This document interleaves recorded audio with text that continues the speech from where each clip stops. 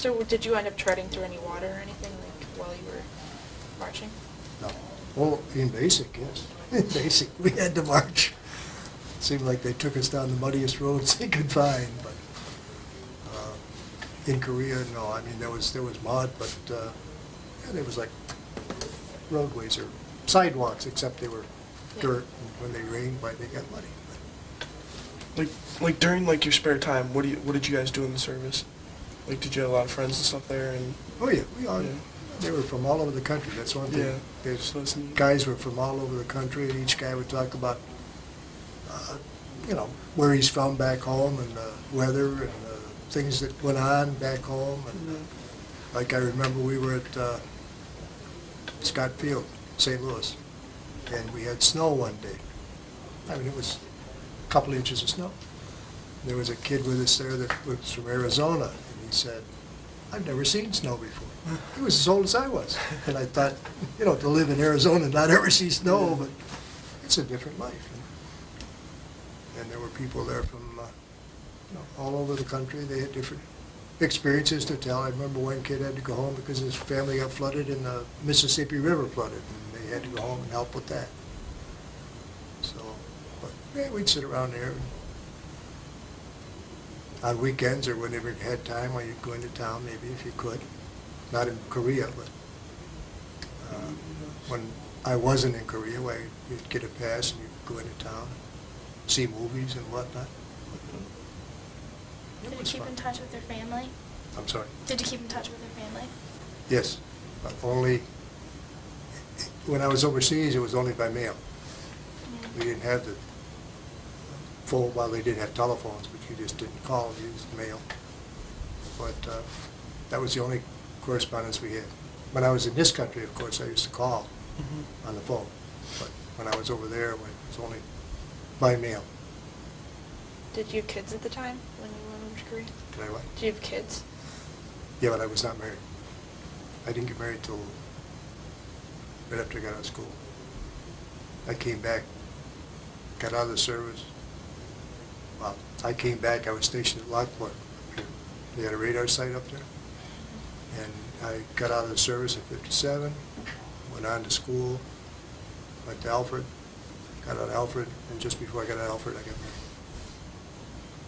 So, well, you said you enrolled in the Air Force because it helped you with pursuing a job after. Yes. Did that end up playing a role Yes, in what I you got did? into electronics. Yeah. Which was good.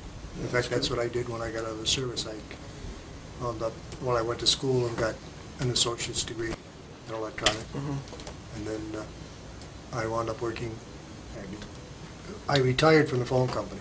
Yeah. And so I feel that it helped me a lot. And like I said, there's things that they give you, when I went into the Air Force, they had a different battery of tests. You'd spend days taking these tests, aptitude tests. I guess that's another way of saying it. And they'd score you on different technical, clerical, food service, and all sorts of different jobs, right? And I lucked out, got picked, I should say, for radio school, and I went to radio school. Was there any point where you regretted joining? Not really. No? Not really. Looking back on it, no. Maybe at the time when I first went in basic, I thought, why am I here? What did I do? But I stuck it out. Other than that, no, there was not any point that I really hated. What did they make you do in basic? Oh, in basic? Well, you're a civilian, you've got to learn how to become a military person. You've got to learn about the uniform, and they put you through classes where they teach you all about the military, and the ranks and things like this. And, yeah, of course, it's going from being a carefree civilian to being a military person. In other words, there's a, what do I want to say? They tell you, you're going to do things, but I'm the captain and you're the lieutenant, and you report to me, right? And there's a chain of command, and if I tell you it's time to go eat dinner, it's time to go eat dinner, and that kind of thing. It's not that, you're expected to be on your job and things like that. So it's learning the discipline. probably some of the Army's and Marine guys will tell you, well, they got to teach you that if you're in battle, you got to be able to trust the people around you if they're not going to run back and leave you out there all by yourself, you know. And I think that's kind of what they taught you. What did they like physically make you do in basic training? A lot of marching, and we had to do physical therapy, PT, gym, whatever you want to call it, and mostly marching. They camped out. I remember one weekend we had to go out, or one time we spent a couple of days out in the field, in the mud, rain, with our little shelter halves, you know, that kind of thing. I'll also never forget one time in basic they made us go and pick up rocks because the story was the general's wife didn't like all those rocks in this great big field, so we're all out there picking up rocks. 2 days later we're out there putting the rocks back because somebody else said, wait a minute, rocks prevent erosion. Put them back, so we put them back. I think that was just a learning experience, and you know, you gotta learn to take orders, I guess is what I'm trying to say. But other than that, basic was cold. That's about all I remember. They had, they called them butt cans, just a can that you'd put your cigarettes in when you were done smoking, you know, with water in it. Kind of like a coffee can? Coffee can. They were about that same size. Wake up in the morning, there'd be ice in the butt can. That's how cold it got in the barracks. And this was March and April. Of course, I'm talking Sampson, which is down near Geneva, south of Geneva. You know where Geneva is, downstate? Yeah. And it got cold. Then we shipped out of Sampson. I was shipped to St. Louis. And we got out of Sampson, and it was cold. I mean, it was cold. 2 days later, or a day later, I got down to St. Louis, and it was 90 in the shade.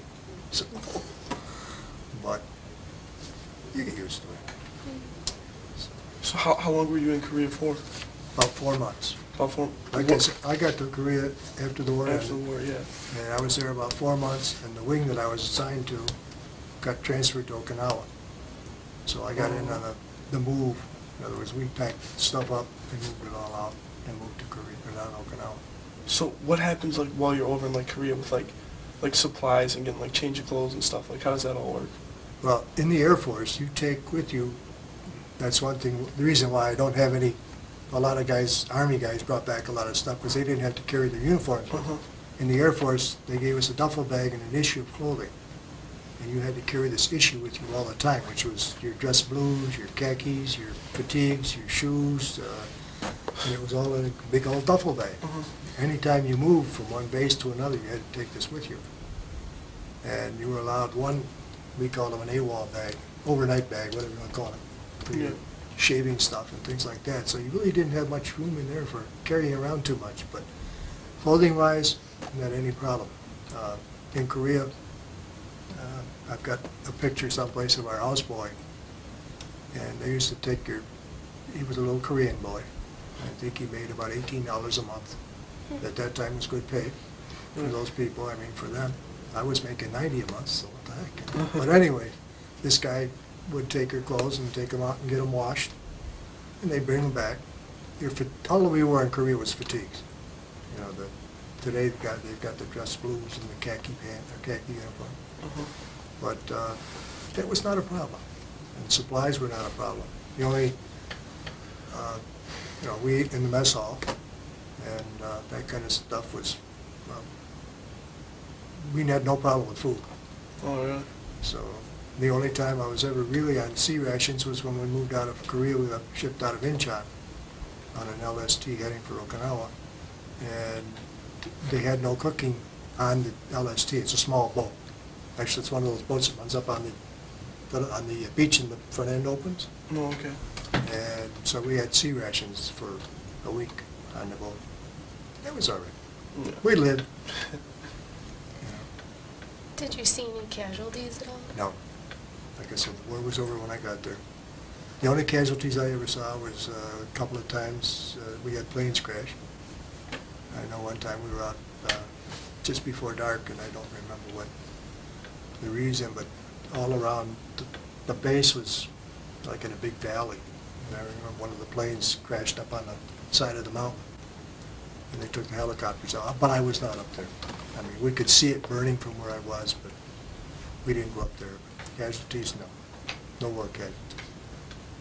And like I said, other than a crash, that was about it. Can you explain what this picture is? Oh. Well, before I went overseas, this is the transport that I went overseas on. Oh, is it? It's called the Man, the General Man. And before I left, I scratched the tip. I took this out of the newspaper and I sent it home. And it was in my collection of stuff. And my wife, a few years back, decided that I was going through it, and she decided to get this for my birthday, or I think it was my birthday. So she had it put on the frame for me and everything. This is a troop ship. In fact, some of your folks did Frank O'Connor the other day. He's in the VFW too. He went out over on the same ship, but not the same time I did. This was a troop ship that went out of San Francisco to Yokohama in Japan.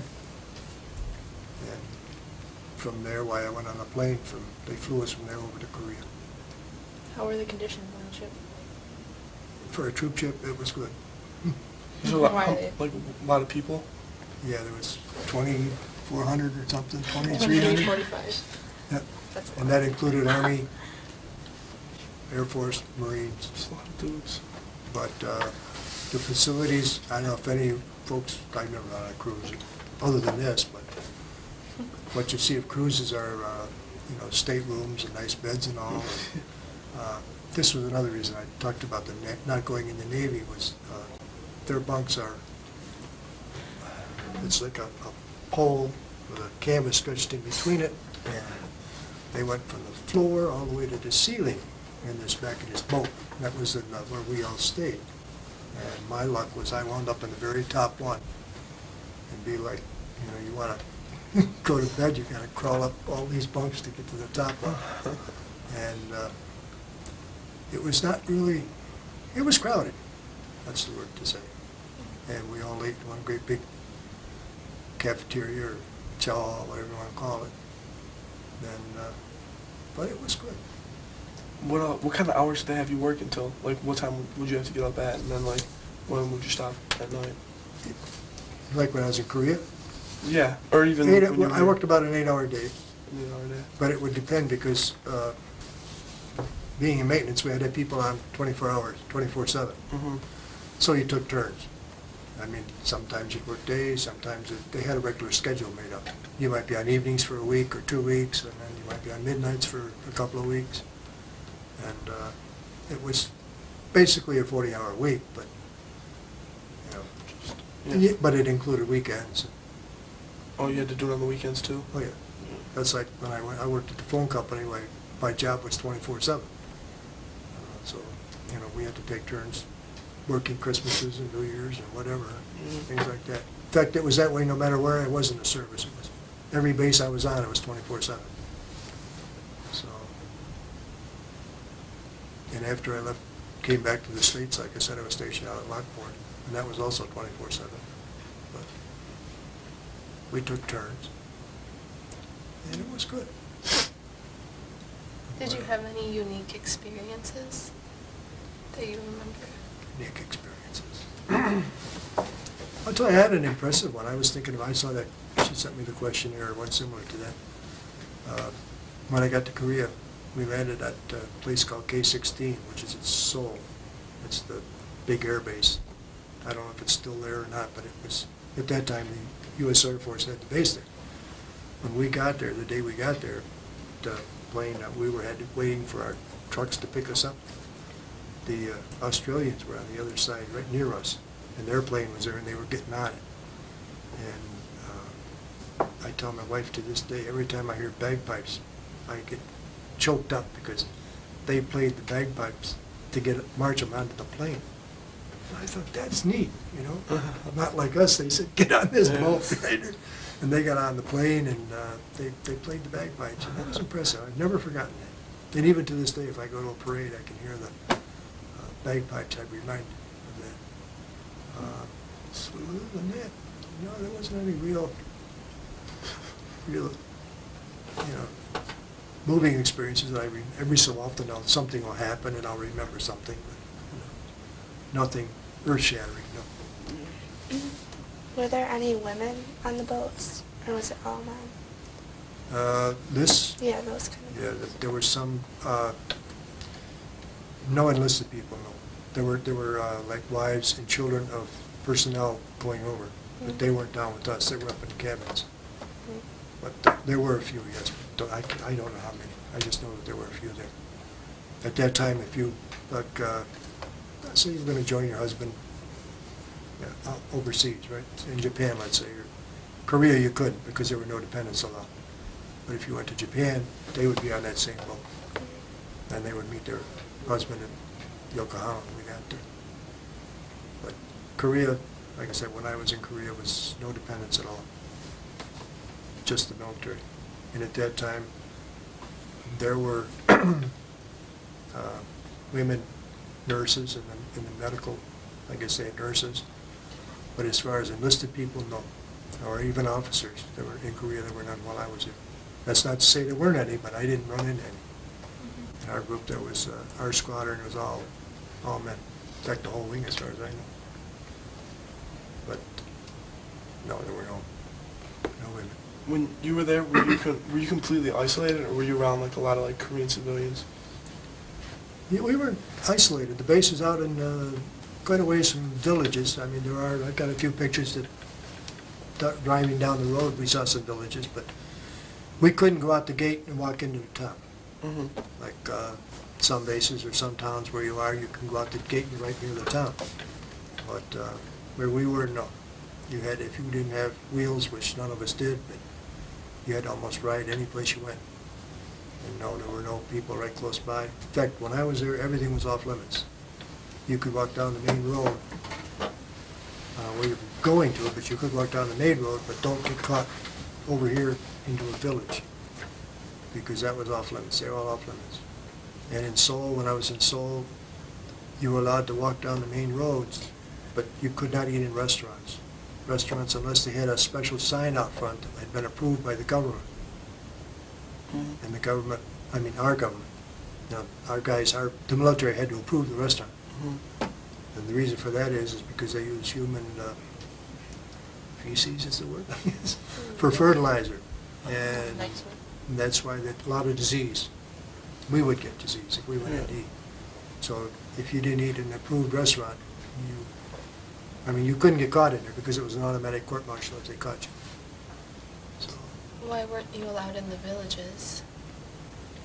because I guess they felt the war was still, it was still a combat zone. And even though we didn't have to carry weapons when we went into town or anything, they said that they were all off limits. I think there might have been maybe still a lot of booby traps left. I really don't know. But they just said that it's off limits. And so you weren't allowed, like I said. You had to be careful.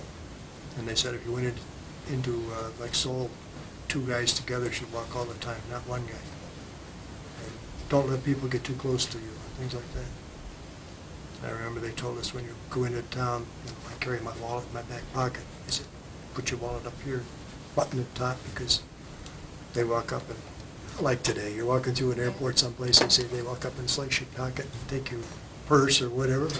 I guess that was the idea, you know.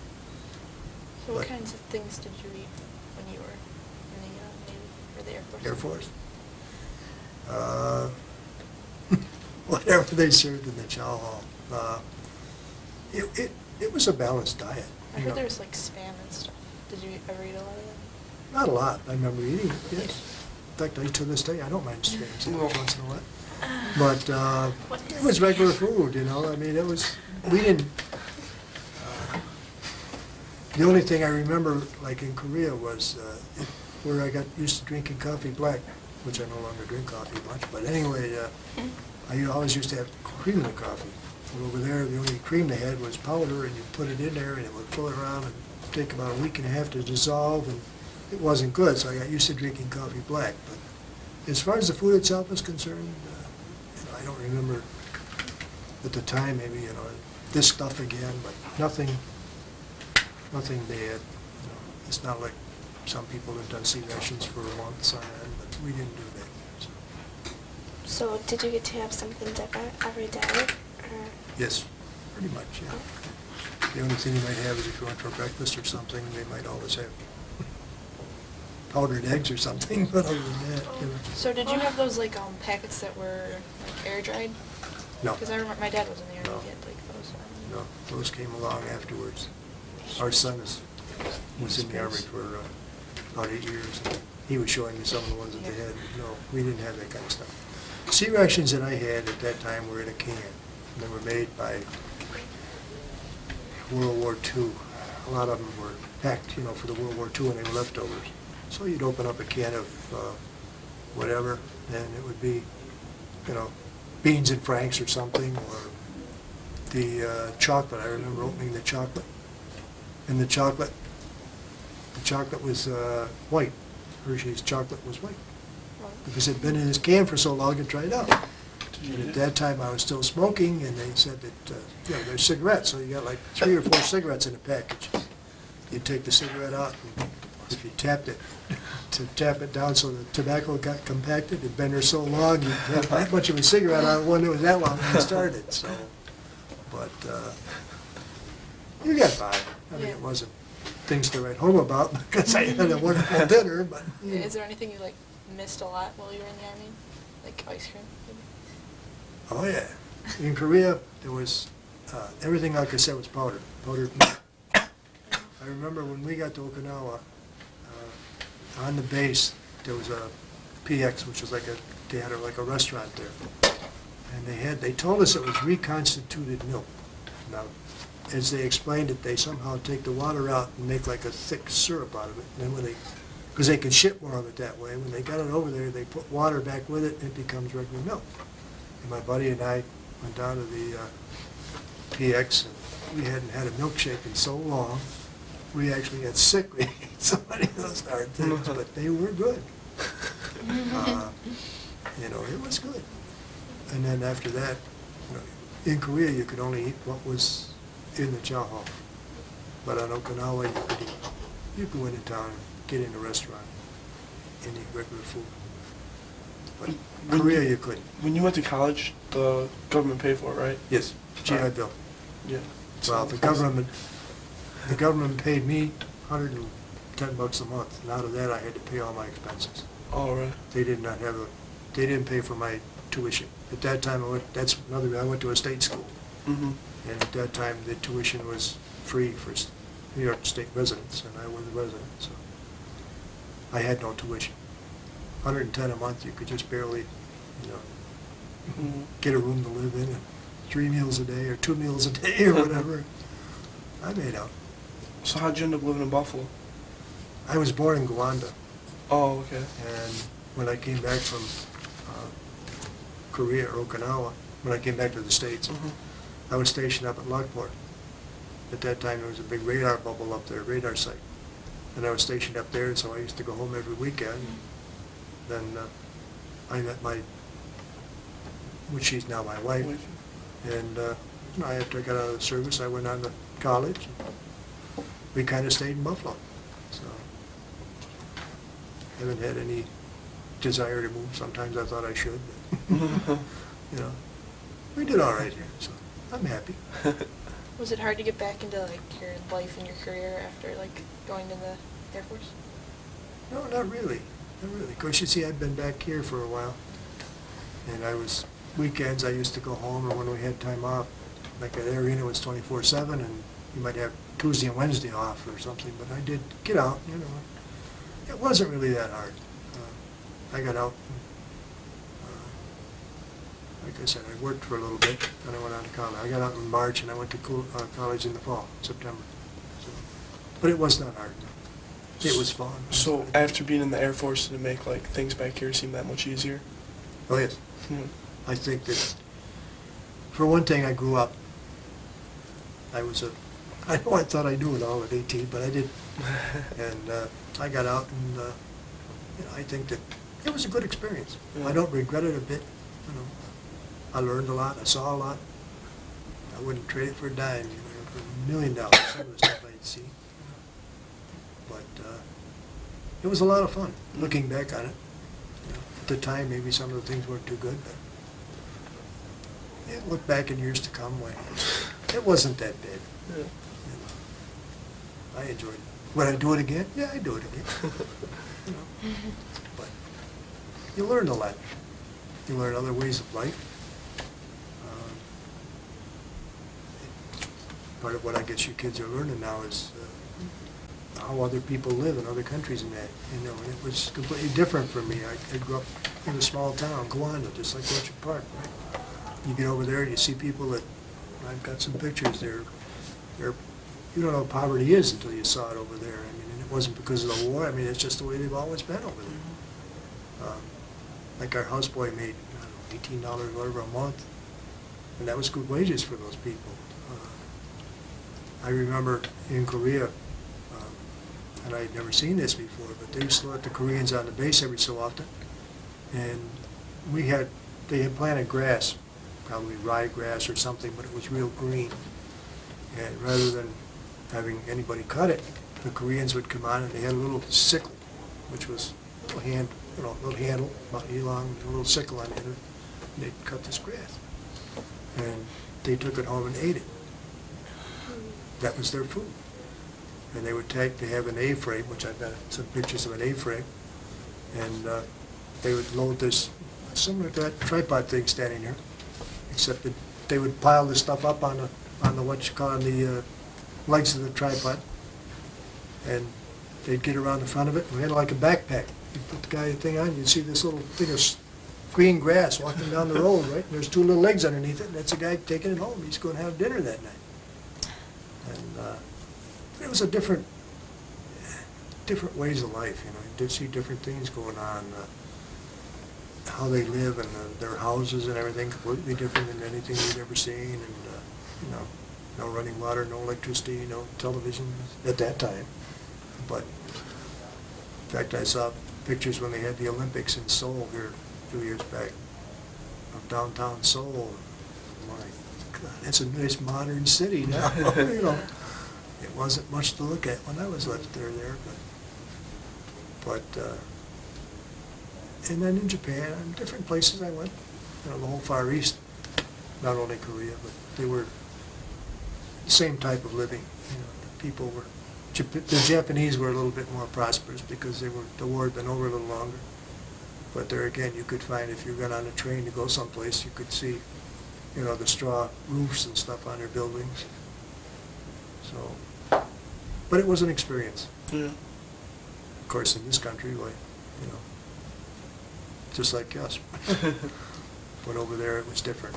So it's like going to, today probably going to a foreign country and going back in the hills someplace and seeing the way some of the people live, you know. Yeah.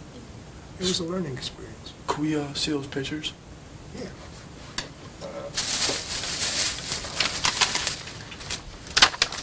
Oh, okay.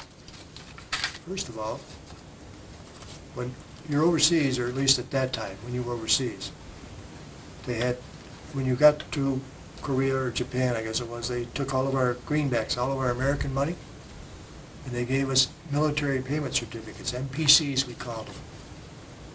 And this is just a sample. This was 10 cents worth. And you couldn't buy anything in the PX or anything using greenbacks. That was a court-martial, because greenbacks are worth a lot of money on the black market over there. So they did this. And every so often the government, our government, would come out and change MPCs. That way, if you're sitting on $1 million in MPC money, maybe you're making it in the black market illegally or whatever, right? Mm-hmm. They change it so it's now worthless as of a certain date, because they would say you could only change maybe $200. I think $200 was the maximum that you could exchange.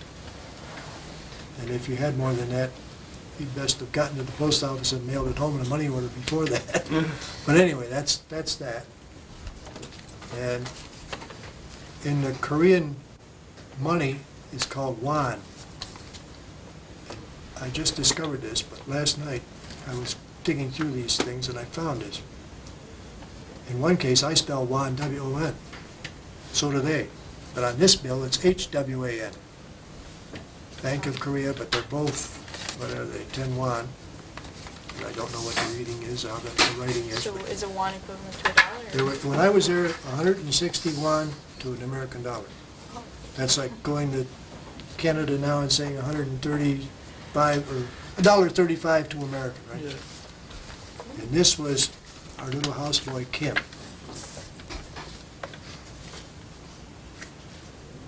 So we got a house. Time is almost up, Okay, so we could wrap it up. okay.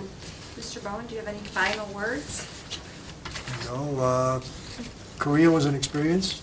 I enjoyed the service while I was there. Like I said, at the time, I was kind of not maybe too happy with some of the things, all the rain and things like that, but looking back on it, it was a really good experience, and I don't regret a minute of it. Well, thank you very much. Yes, you're very welcome. We've got to get a picture.